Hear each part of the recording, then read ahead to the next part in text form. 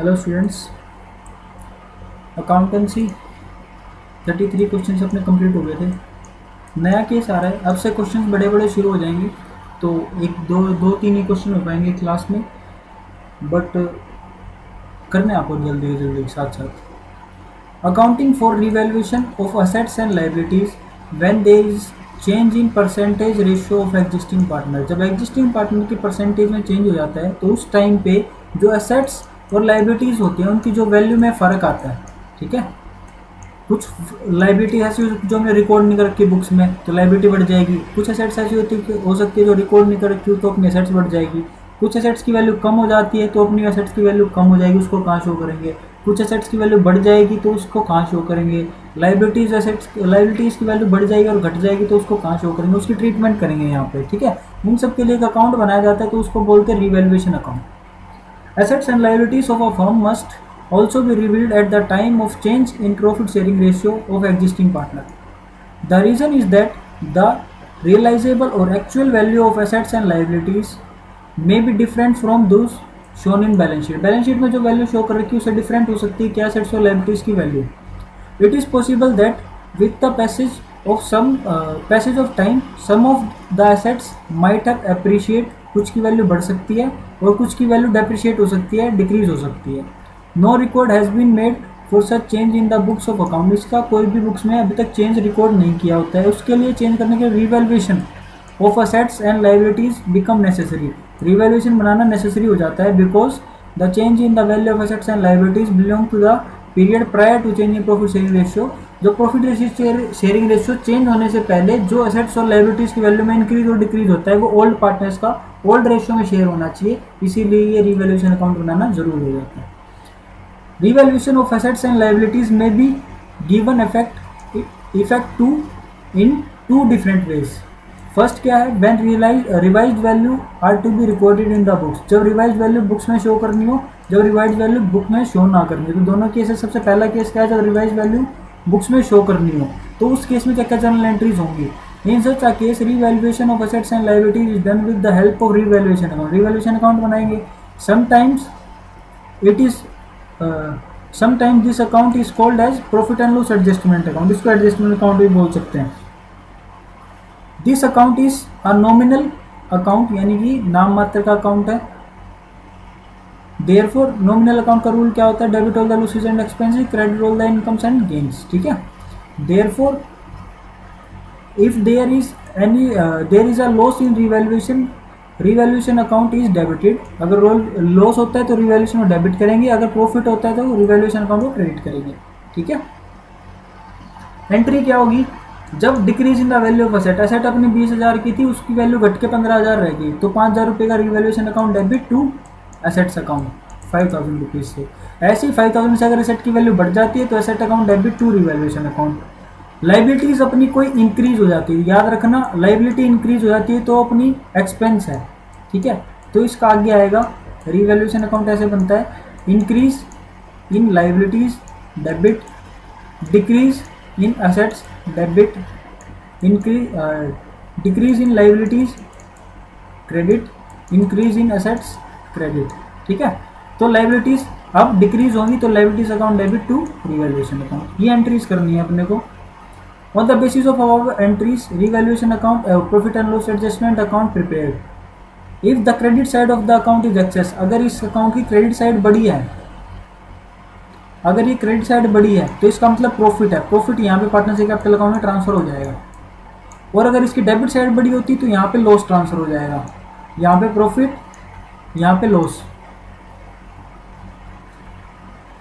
और revaluation profit और loss को कैसे ट्रांसफर करेंगे, revaluation account debit to partners capital account, ये प्रॉफिट के केस में, partners capital account to revaluation, ये लॉस के केस में एंट्री होगी। ठीक है, देखो ऐसा बनता है रिवैल्यूएशन अकाउंट, ये परफॉर्मा है, ये इसको दिमाग में बिठा लो। Decrease in the value of asset, किसी भी एसेट की वैल्यू डिक्रीज हो जाए तो डेबिट, इंक्रीज हो जाए तो क्रेडिट। लाइबिलिटीज की वैल्यू इंक्रीज हो जाए तो डेबिट और डिक्रीज हो जाए तो क्रेडिट। अनरिकॉर्डेड लाइबिलिटी को आ जाए तो इसका मतलब increase in the value of liabilities, तो इसको भी डेबिट। और ऐसे ही अनरिकॉर्डेड एसेट आ जाए तो कोई अपनी एसेट्स की वैल्यू में इंक्रीज, तो वो क्रेडिट। यहाँ पे प्रॉफिट बटेगा, यहाँ पे लॉस बटेगा। इलस्ट्रेशन 34 देखते हैं। ABC पार्टनर से 3:1 उनकी रेशियो है। बैलेंस शीट शो कर रही है, बैलेंस शीट में एक तो रिजर्व फंड है, एक पार्टनर्स की कैपिटल दे रखी है, एम्प्लॉयज प्रोविडेंट फंड है, ठीक है। तो रिजर्व की आइटम नहीं, अगर ये रिजर्व होता तो इसको डिस्ट्रीब्यूट करते थे।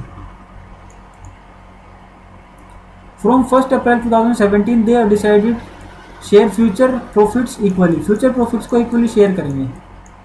For this purpose following were agreed, क्या क्या एग्री किया गया? Goodwill of the firm was valued at 3 lakh, 3 lakh की गुडविल होगी। तो गुडविल कैसे, गुडविल की ट्रीटमेंट क्या करेंगे हम? Old ratio minus new ratio करके हम गेनिंग और सेक्रीफाइस निकाल सकते हैं। गेन और सेक्रीफाइस निकाल के तो जो गेनिंग पार्टनर होगा उसका कैपिटल अकाउंट डेबिट कर देंगे, जो सेक्रीफाइसिंग पार्टनर होगा उसका कैपिटल अकाउंट क्रेडिट कर देंगे, ठीक है। तो इससे गुडविल की ट्रीटमेंट हो जाएगी। गुडविल ट्रीटमेंट की देखो कैलकुलेशन करके दिखा रखी है अपने को। यहाँ पे हमने गेनिंग और सेक्रीफाइस निकाली, तो यहाँ पे नेगेटिव वैल्यू आई तो ये सेक्रीफाइस कर रहा है, पॉजिटिव नेगेटिव वैल्यू आई तो ये गेन कर रहा है, पॉजिटिव वैल्यू आई तो सेक्रीफाइस कर रहा है।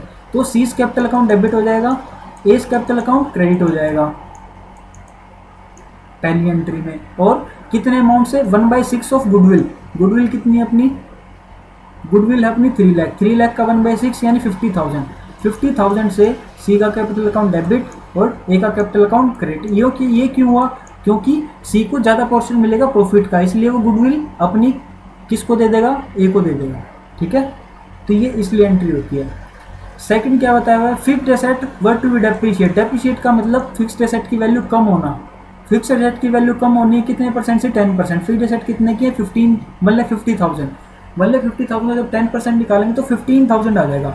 15,000 से अपनी एसेट की वैल्यू कम हो रही है, यानी कि एसेट की वैल्यू जब कम होती है तो कहाँ पे लिखते हैं? देखो decrease in the value of asset debit में लिखते हैं। तो एंट्री क्या होगी? Revaluation account debit to decrease in the value of fixed asset, ये एंट्री कर देंगे। Revaluation account debit to fixed asset 15,000 से। दूसरा है रिजर्व फंड था, रिजर्व पार्टनर्स के कैपिटल अकाउंट क्रेडिट हो जाता है, तो reserve fund account debit to A's capital account, to B's capital account, to cis capital account. और उनकी कौन सी रेशियो में? Old partners old ratio. Old ratio कितनी है अपनी? 3:1। ये 3:1 में ट्रांसफर हो जाएगा, ठीक है। नेक्स्ट आता है एक्सपेंस ऑफ 3,000। 3,000 रुपीज के कोई एक्सपेंस थे, वर paid by the firm for getting the value of fixed asset certificate. Certificate निकालने के लिए हमें 3,000 रुपये पे करने पड़े एक्सपेंस के। तो एक्सपेंस जब भी कुछ हम पे करते हैं तो अपना बैंक अकाउंट क्या होता है? क्रेडिट होता है। जब भी अपने को कुछ मिलता है तो बैंक अकाउंट डेबिट होता है। तो revaluation account debit to bank account, ये एंट्री हो जाएगी 3,000 को पे करने के लिए। Revaluation account debit to bank account 3,000 pay हो जाएंगे, ठीक है। अब रिवैल्यूएशन अकाउंट अगर प्रॉपर बनाया, इन्होंने बना के शो नहीं कर रखा, अगर बनाएंगे तो अपने को पता लग जाए। देखो ऐसे बनेगा रिवैल्यूएशन।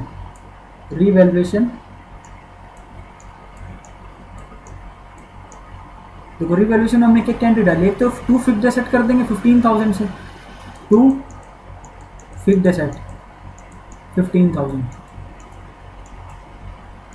और क्या पे किया हमने?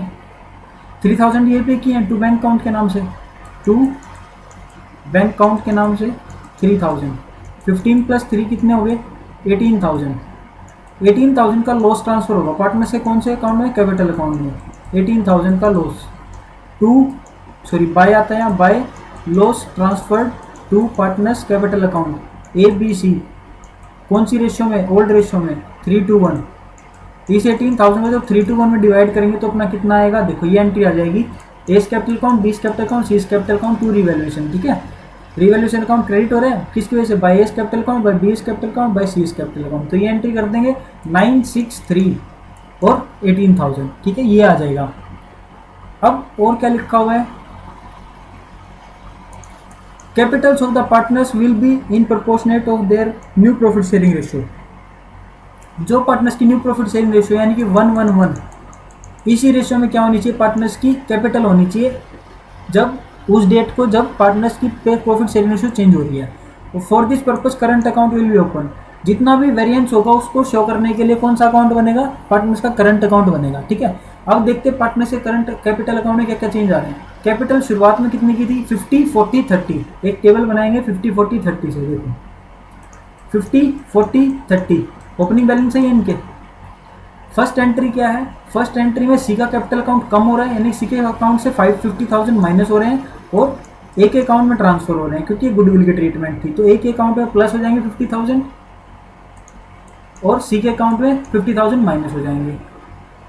और देखते हैं क्या, ये रिजर्व फंड पार्टनरशिप कैपिटल को बढ़ा रहा है, तो ये अमाउंट तीनों के अकाउंट में प्लस हो जाएगा, 9, 6 और 3, 9,000, 6,000, 3,000, ये तीनों के अकाउंट में प्लस हो गया।